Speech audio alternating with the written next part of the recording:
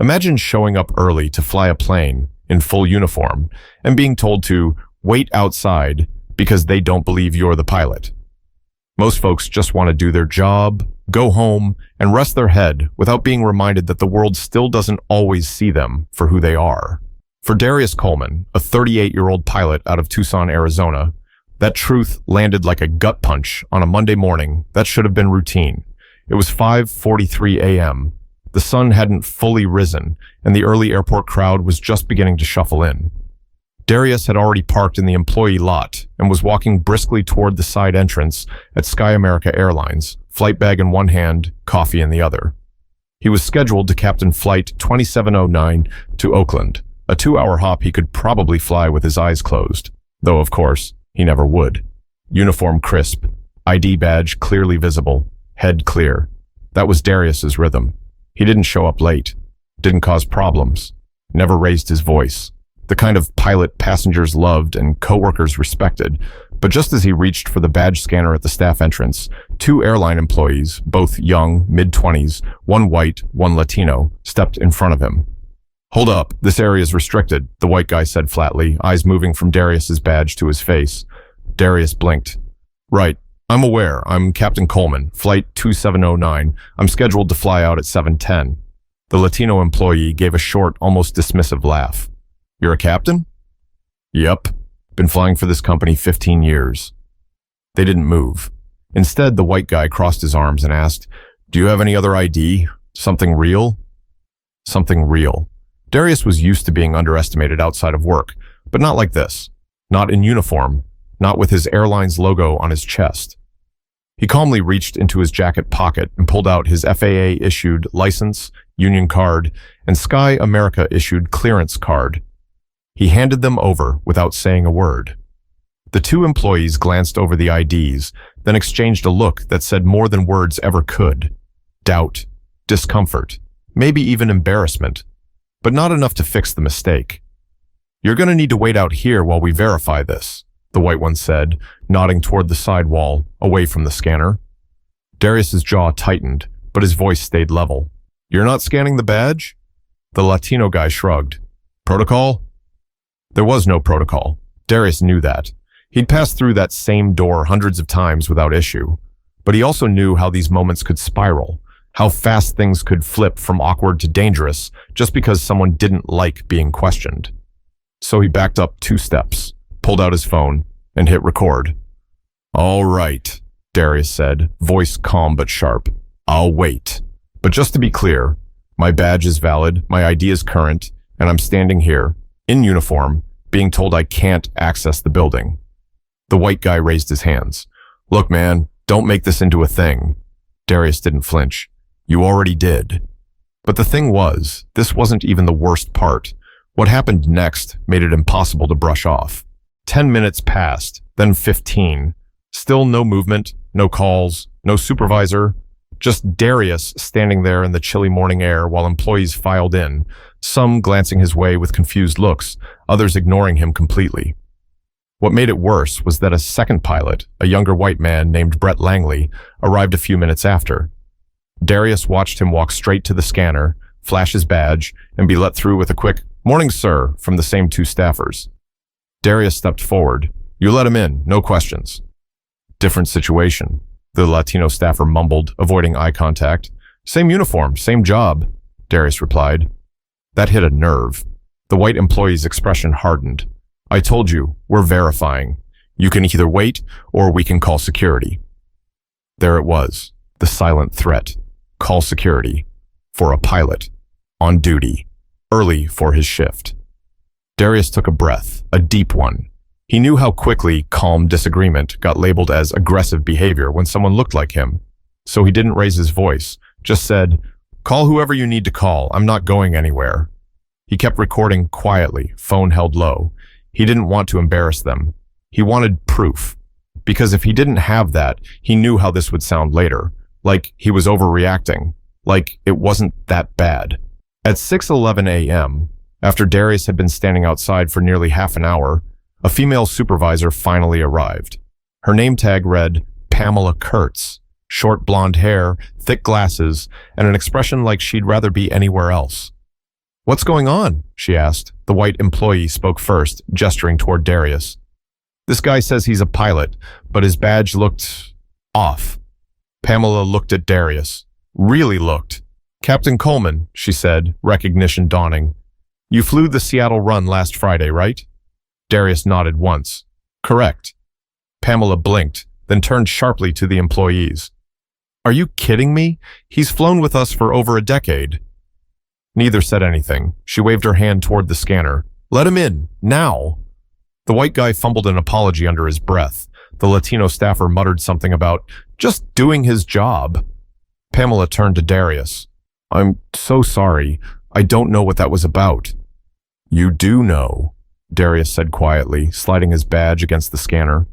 Pamela hesitated. Look, if there's an issue, file something with HR. But you should probably get to your gate.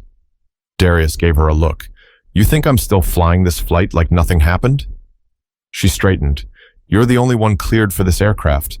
Passengers are already boarding. He stared at her, then exhaled through his nose. Right. Darius walked through the door, head held high, but his mind racing. He wasn't about to let this slide, not anymore. As he made his way through the terminal, passing passengers sipping coffee and scrolling through phones, he realized something. They had no idea. No clue that the man about to fly them across the state had just been treated like an intruder. He reached gate C-17. The flight attendants greeted him warmly. Morning, Captain, one said with a smile. Darius smiled back, but it didn't reach his eyes. He was going to get through this flight, but he knew this wasn't the end of it. Something had shifted, and there was no turning back now. The cabin doors shut at 7:05 a.m. Darius sat in the cockpit, doing his final checklist, flipping switches he could operate in his sleep. But his fingers felt heavier, his thoughts louder. His co-pilot for the day, Anand Patel, glanced over. Everything all right, Cap? Darius didn't answer right away. He just nodded and focused on the flight plan. There was no way to explain in a sentence what had just happened outside that building. But Anand had flown with Darius enough to know when something was off. If it's personal, I get it. But if it's professional, you know you don't have to carry that alone. Darius looked over at him, just a second, then back at the instruments. I'll tell you after, he said. The plane taxied out on time. Takeoff was smooth. Flight 2709 ascended through a pale Arizona sky without so much as a bump of turbulence. At 32,000 feet, everything below them looked small, neat, clean, like a model of a world that made sense. But up in the air, Darius was still turning things over in his head. He thought about every time someone had looked at him sideways while he was in uniform. The "you're the pilot" glances. The people assuming he was security, or a baggage handler, or the guy who cleans the lavatories. He thought about the staff this morning, accusing him of carrying a fake ID while standing in full gear, 10 feet from the badge scanner. How fast they went to calling security. How they let Brett through like it was nothing. Most of all, he thought about what might have happened if he'd gotten upset, if he'd raised his voice, if he hadn't filmed it. The plane began its descent into Oakland. Darius switched over to the tower frequency, cleared to land on runway 30. Another smooth touch. Passengers clapped in row 14. Someone even thanked him on the way out. But the whole time he kept thinking, they almost made me feel like I didn't belong here. And I've earned this. He got back to his hotel room by 1 o'clock p.m., tossed his flight bag on the floor, and sat on the edge of the bed. The walls were beige, the curtains stiff, the kind of place you forget as soon as you leave. He opened his phone and rewatched the video. The way they looked at him, the way they talked, the way they let Brett walk by like nothing. He opened a new note and began to write. Not a rant at all, just the truth. This morning, I showed up early to fly flight 2709 from Tucson to Oakland. I was stopped at the employee entrance by 2 airline staff who refused to believe I was a pilot, even after showing multiple forms of ID. I was told to wait outside while they let another pilot, who happened to be white, walk straight through without question. I filmed everything. This isn't about one moment. It's about how we're treated, even when we've done everything right, even when we've got the badge, the uniform, the credentials. I flew the plane anyway, because my passengers didn't deserve delays over someone else's ignorance. But I'm tired of being quiet. He sat with the post for a moment, then hit publish. Just like that, it was live. No hashtags, no filter, Just facts. He turned off his phone, took a shower, then lay back on the bed, staring at the ceiling. He didn't know yet that the post was already spreading like wildfire, but he knew this. He wasn't hiding anymore. By 5:30 p.m., while Darius was eating a bland room service burger and flipping between local news channels, his phone started vibrating, once, twice, then every few seconds. He picked it up. A message from a former colleague. "Yo, you on Twitter right now?" Then another. "Man, this is blowing up. You okay?" Then his sister in Dallas. "They really tried to play you like that? I'm so glad you posted it." Darius opened the app. Over 23,000 retweets. His notifications wouldn't stop scrolling. People were quoting his post with disbelief, with anger, with solidarity. And the video? Already over 1 million views. The sound of the employee saying, "You're gonna need to wait outside," had been clipped and reposted so many times it felt surreal. People were stitching it with their own commentary, duets, commentary, breakdown videos, all of it. He scrolled through the replies. This is why representation matters. They couldn't believe a black man could be the pilot. Every black professional has a story like this. We're tired. Sky, America better fix this, immediately. Then a tweet from @FlyingWithPride, an advocacy group for airline employees of color. "We stand with Captain Darius Coleman. This incident reflects a pattern we've heard too many times from too many pilots and crew. Enough." 10 minutes later, the airline's official account posted a vague response. "We are aware of the video involving an interaction between our staff and an employee. We are looking into the matter and will address it internally. Sky America is committed to inclusion and respect." The replies shredded it apart. "Looking into it? You mean denying it until social media forced your hand? Address it publicly. That man flew your plane after being humiliated. Where's his apology?" By 10 p.m., mainstream outlets were reaching out. NBC News, the Arizona Republic, even a few YouTube commentators with big platforms were asking for interviews. But Darius didn't want to talk yet. He didn't want to go viral. He just wanted accountability.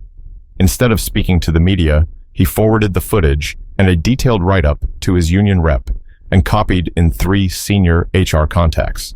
He wrote, "I have no interest in drama, but I also have no tolerance for being treated like an imposter in a job I've worked hard to earn. Please advise on how you plan to address this publicly and internally." The response came 6 hours later, a generic message from HR requesting a meeting within the week. It wasn't enough. The next morning, Darius woke up to headlines. Pilot profiled by airline staff goes viral after video post. Captain speaks out, Sky America under fire for discrimination allegations. Wait outside. Airline faces backlash after pilot's experience shared online. He turned on the TV. Cable news hosts were debating the incident in short clips. Was it racism? Was it a misunderstanding? Should Darius have posted it publicly? Meanwhile, Sky America stock dipped 6% in pre-market trading. Not a nosedive, but definitely turbulence. His union rep called. "Darius, they want to meet. This has gotten bigger than they expected." He didn't smile, didn't cheer. He just said, "Good, let them feel it." Because now, for once, they were the ones being watched. By midweek, the whole industry was watching. What started as a post from a frustrated pilot had grown into a full-blown corporate firestorm. Employees at other airlines began sharing similar stories. Stories about TSA agents questioning their authority, about passengers refusing to believe they were flight crew, about internal disrespect and being mistaken for someone else, anyone else, except the ones actually in command. At Sky America, the pressure was mounting fast. Flight attendants and ground staff were now talking quietly among themselves at terminals in Phoenix, Columbus, Reno, Baltimore, asking each other the same thing. "You hear what happened to Captain Coleman? They did him dirty.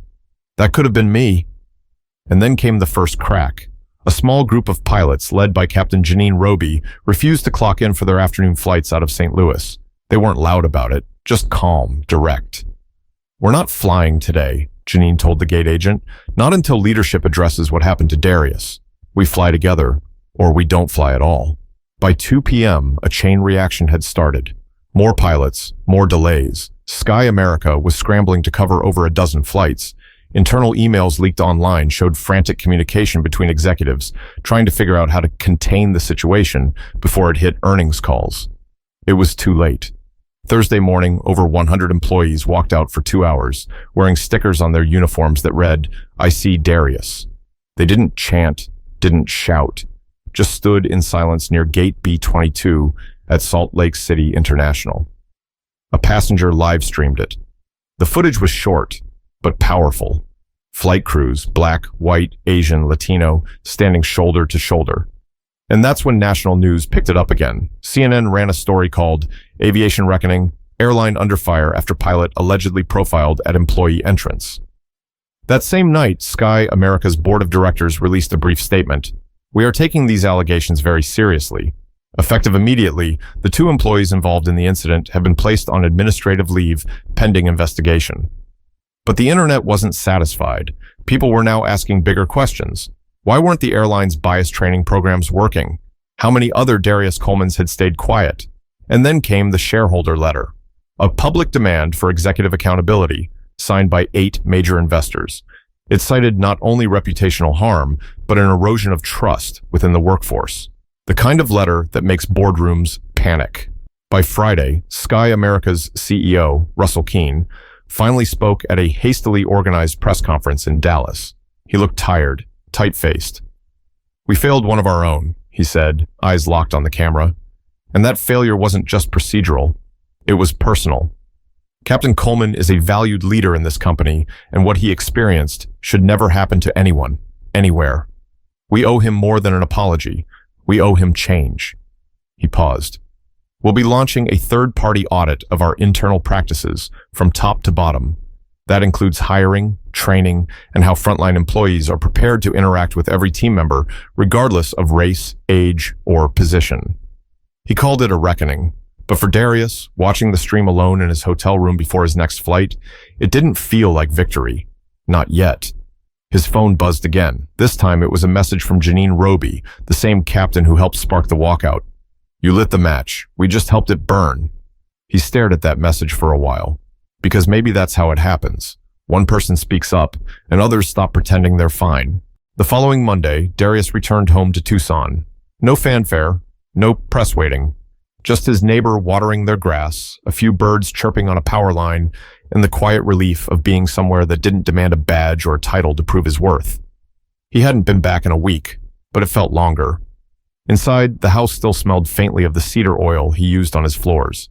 He dropped his keys in the dish, took off his shoes, and sat down on the living room couch without saying a word. His inbox was full. Messages from former colleagues, strangers, executives, activists, and even college students writing papers about him. The airline had formally apologized, twice. They'd offered a private meeting, a press event, even to put him on some diversity initiative advisory panel. But Darius had no interest in being their poster boy. What he wanted was change that didn't come with a photo op. He took a day to breathe. Then he met with his union rep again. Together, they worked out terms for a company-wide review process that would allow pilots and crew to anonymously report incidents of profiling or disrespect without fear of retaliation. It wasn't everything, but it was a start. A few days later, Darius got a letter in the mail. Handwritten, no return address, just a name inside. Elias Hargrove, 14 years old, Pittsburgh, Pennsylvania. "Dear Captain Coleman, I watched your video with my dad. He's a pilot too. He said people used to treat him like that all the time, but he never talked about it. I want to be a pilot when I grow up. You made me believe I still can. Thank you." That one hit different. Not because it was praise, but because it reminded him who was really watching. Not the news, not the suits, the kids, the quiet ones, the ones looking for a reason not to give up. So he wrote back, "Elias, keep studying, stay curious, and never let someone else's limited view of you define your future. The sky's never been the limit. It's just the beginning." Weeks later, Darius was back in the cockpit. Not because he forgot, not because he forgave, but because flying was still his love, his purpose, and because being visible, being there, mattered more than ever. As he stood at the gate before boarding a flight to Sacramento, a young black boy with a Spider-Man backpack pointed up at him and tugged his mother's sleeve. "Mom, He's the pilot, she smiled. Yes, baby, he sure is. Darius gave the kid a little salute and a wink. The boy's face lit up. That was the win. Not stock prices, not press statements, not the temporary fear in a corporate office. The real win was planting the idea, in even one mind, that they belonged too. Because here's the truth. It shouldn't take a viral video for people to be treated like they matter. But if that's what it takes to start the conversation, so be it. Just don't let it end there. Dignity doesn't wear a badge. Respect isn't earned through silence. Speak up. Not to go viral, but to be heard, to be seen, to make the path smoother for whoever comes next. If you've ever felt dismissed, underestimated, or unseen, share your story. Talk about it, write about it, film it. Because when we tell the truth, we don't just free ourselves. We remind the world we're still here and we're not going anywhere.